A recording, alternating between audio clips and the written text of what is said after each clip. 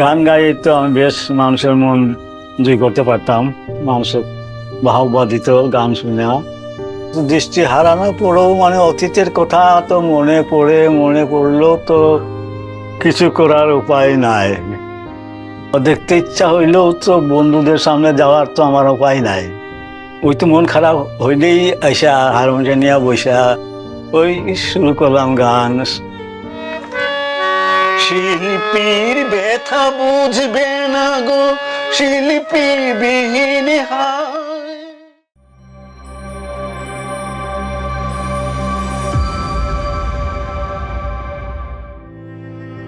আপনার নাম কি? কৃষ্ণচন্দ্র ভৌমিক। আপনার জন্মস্থান কোথায়? চন্দ্রপুর বাগানে। আপনি যে চোখের দৃষ্টি জন্ম থেকে হারাইছেন নাকি? না, চক্ষুগুলো অপারেশন করে চোখের দৃষ্টি নষ্ট হয়েছে। আপনার বয়স কত? বয়স তো এখন আমার 81 বছর বয়স। চোখের দৃষ্টি থাকাকালীন কি কাজ করতেন? ওই চা বাগানে কাজ করতাম লাইনের চকিদার হিসাবে। এই গানের জগতে কিভাবে আসলেন? গানের জগতে আমার মেজদা আমার ছোট মামারা উস্তাদের কাছ থেকে শিখতো, আমি বসে থাকতাম। ওই মেজ ভাইয়ের থাকে মামার কাছ থেকে আমি পরে সঙ্গীত জগতে আসলাম, ওদের কাছ থেকে শিক্ষা নিয়েছি। গান গাইতে আপনাকে কেমন লাগে? গান গাইতে তো খুব ভালো লাগে আমার। শিল্পী আমি গীতিকার নই, গাইতে এসেছি গান। ভুল হয় যদি গানের করি, করোনা কই অপমান।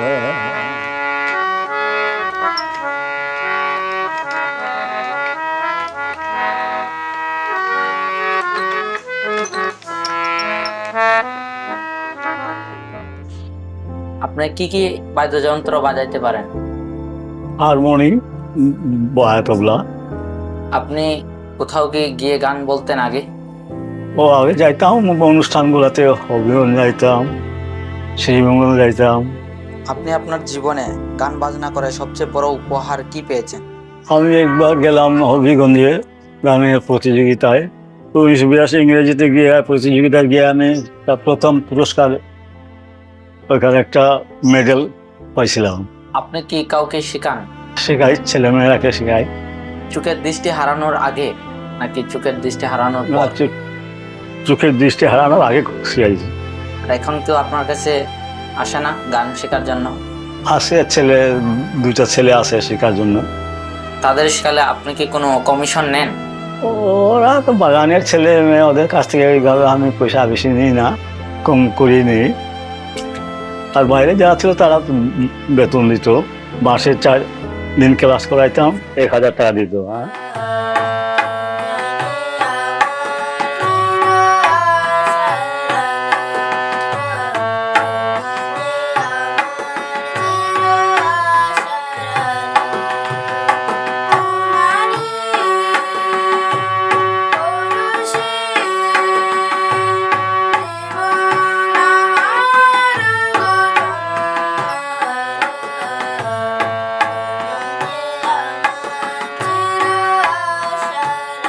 আপনার জীবনে যে চোখ হারানোর পরে আপনাকে কেমন লাগে? আর আমার পর তো খারাপই লাগে, যেহেতু আগে যেভাবে চলাফেরা করতাম, আসতাম, গান বাজনা করতাম, এখন তো এগুলা করতে পারি না, তাই একটু দুঃখ লাগে।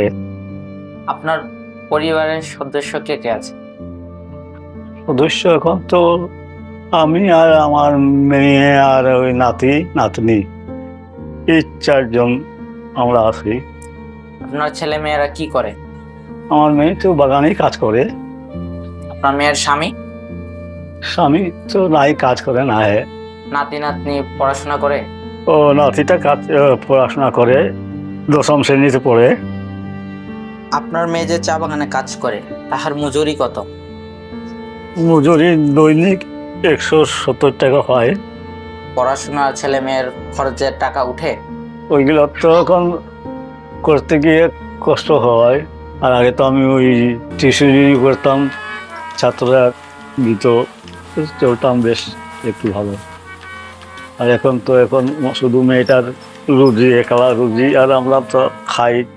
আপনার ছোট মেয়ে আপনাকে দেখাশোনা করে? ও মেয়ে ভালোই আমাকে দেখাশোনা করে। এই যে আপনি চোখের দৃষ্টি হারাইছেন, এর জন্য আপনার কষ্ট হয় না? তা তো হয়, দৃষ্টি হারায়া তো এখন অসহায় ভাবে এখন বসে থাকি বাড়িতে, ভালো লাগে না। আগের অতীতের কথা চলাফেরায় ওরা মনে পড়লে বেশ মনে আঘাত আসে। আপনার বন্ধুরা কি আপনারা ঘুরতে নিয়ে যায় না? কয়েকটা ছাত্র আছে, এরা মাঝে মাঝে আমাকে নিয়ে যায় ঘুরাইতে। এখন আর তো আসে না, এরাও যার যার সংসার নিয়ে ব্যস্ত। আপনার জীবনের সবচেয়ে আনন্দের ব্যাপার কোনটা? আনন্দ আমার এই সঙ্গীত নিয়ে আনন্দ বেশি।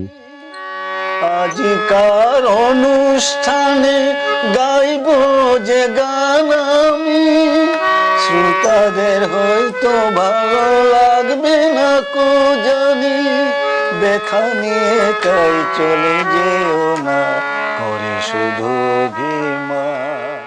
এই যে আপনি চোখের দৃষ্টি হারানোর পরে আপনি একা একা চলাফেরা করতে পারেন বাসার মধ্যে? ও বাসার মধ্যে ওই লাঠি ভর দিয়া ঠুকরাইয়া ঠুকরাই অনুভব করিয়া করিয়া হাঁটি। আইরে আগে কি ছিলাম আর কি হইলাম। এখনো যদি ভগবান আমার চোখের দৃষ্টিগুলা ফিরাই দিত, তাহলে তো আমি যেখানে সেখানে যাইতে পারতাম। আজকে যাইতে পারতেছি না ঢাকা, যাইতে পারতেছি না হবিগঞ্জ, যাইতে পারতেছি না সিলেট। এই মনে আঘাত হয়। আগে তো বেশ যাইতাম, গানের আসরে যাইতাম। হ্যাঁ, মানে এই গানেরা আমাকে নিয়ে যাইতো ফাংশন করার জন্য। অনেককে দেখার ইচ্ছা করে। দেখার ইচ্ছা করে, এখন তার ইচ্ছা করলেও তো উপায় আমার নাই। সবচেয়ে কারে বেশি দেখার ইচ্ছা করে? এখন আর দেখার ইচ্ছা তো আর, আমি নিজেই বুঝে গেছি যে আমার তো আর এখন সেই দৃষ্টিশক্তি নাই, আমার সেই দেখার ইচ্ছা করলেও আর কোনো উপায় নাই। আপনি এই লাঠি নিয়ে কি বাসার মধ্যে হাঁটাহাঁটি করতে পারেন না বাহিরেও যেতে পারেন? কেউ নিলে, ধরিয়া নিলে আমি ওই লাঠি ভর দিয়ে দিয়া যাইতে পারি। আপনি গান গেয়ে মানুষের মন জয় করেন?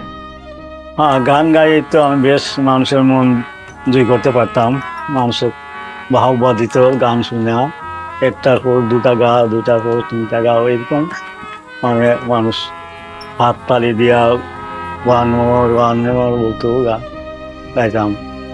এই সময় তো আমার বিহার আগে এগুলা। আপনার স্ত্রীকে কখন হারাইছেন?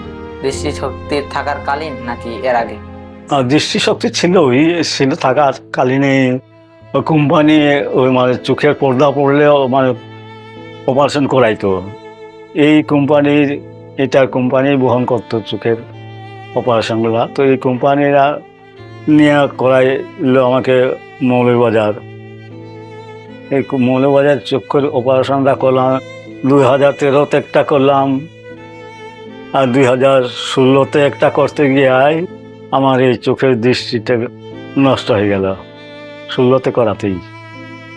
এখনো কি নিজের স্ত্রীকে মনে পড়ে? তা তো মনে পড়ে, মনে পড়লেও তো উপায় কিছু নাই। মন খারাপ থাকলে দাদু আপনি কি করেন? ওই তো মন খারাপ হইলেই আইসা হারমোনিয়াম নিয়ে বসা ওই শুরু করলাম গান, ভজন সঙ্গীত শুরু করলাম, শ্যামা সঙ্গীত, আধুনিক। এই গান গাইতে গাইতে যখন একটু বিরক্তি আসি যায় তখন হারমোনিয়াম রাখিয়া দিই।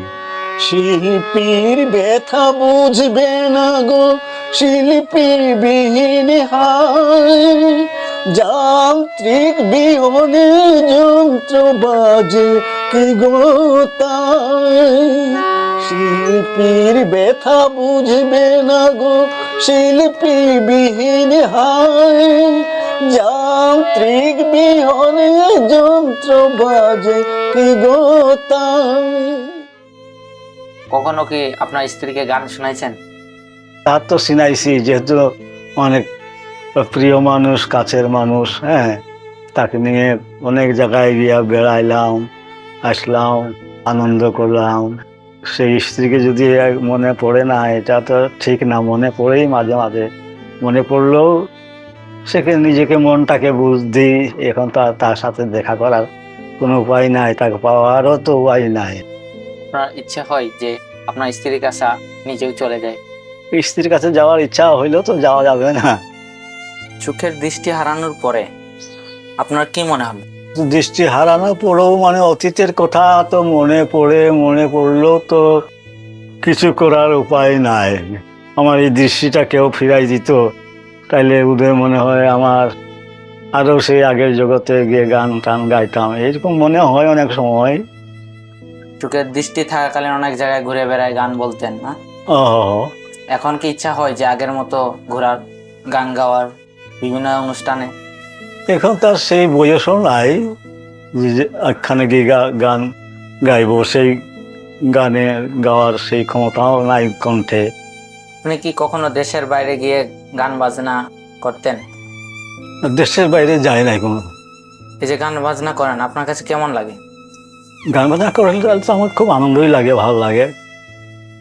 আপনার কি পরিমাণ ছাত্র ছিল? অনেক জায়গারই আছে, অনেক গ্রামও আছে, টাউনও আছে, বাগানগুলোতেও আছে। এগুলা ঠিক হিসাব একটা দেওয়া যাবে না। হ্যাঁ, তারা কি আপনাকে দেখতে আসে? ও কারো যদি মনে চাই দেখতে আমাকে, তাহলে এরা আসে। যেমন আছে আমার ওই শহরের কোনো একটা গ্রাম আছে, এখানে তারা আমার ছাত্র ছেলে মেয়ে, ওরা দুই ভাই বোনই শিখতো। এখন ছেলেটা এসপি হয়ে গেছে, যে ছাত্রটা আমার এসপি হয়েছে, আর বোনটা পড়াশোনায় করতেছে, এও গান টান গায় এখনো। তো এরা মাঝে মাঝে আসে আমাকে দেখার জন্য। আপনার বন্ধু বান্ধবদের দেখতে ইচ্ছা হয় না? দেখতে ইচ্ছা হইলেও তো বন্ধুদের সামনে যাওয়ার তো আমার উপায় নাই। আপনি কি একাই গান বলতেন না আপনার সাথে আরো কয়েকজন ছিল? এখন একা একাই করি, বসে বসে মনকে একটু বুঝি, আনন্দ দিই, কেউ নাই।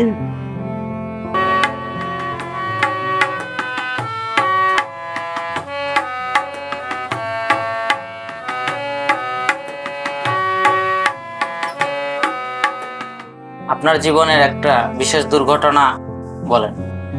বিশেষ দুর্ঘটনা আমার একদিন কালীশ্রী গ্রাম থেকে আমার ছাত্রী শিক্ষা দিয়ে আসার পথে আমি হঠাৎ করে ওই রাস্তাটা 2 নম্বরের ভিতরে আছে, আর রাস্তা মেন রাস্তাটা নম্বর থেকে নিচে। তো আমি সাইকেল দিয়ে যেই নামছি, আর মোটর সাইকেল আইসে পড়ছে। ওই মোটর সাইকেলে আমাকে অ্যাক্সিডেন্ট করে পান্নার মধ্যে আঘাত লাগছে, ওই আঘাতটা এখনো ব্যথা করে। আর এই দুর্ঘটনাটা মানে বড় ধরনের আমার দুর্ঘটনা ঘটেছিল। যান্ত্রিক বিহনে যন্ত্র বাজে কি গোতাম, জলসা শেষে শূন্য বিনায় ধরবে কি গোতা, জলসা শেষে শূন্য বিনায় ধরবে কি গোতা। শিল্পী আমি গীতিকার নই, গাইতে এসেছি গান, ভুল হয় যদি গানের করি, করোনা কই অপমান। শিল্পী আমি গীতিকার নই, গাইতে এসেছি গান, ভুল হয় যদি গানের করি, করোনা কই অপমান। আমি গাইতে এসেছি গান।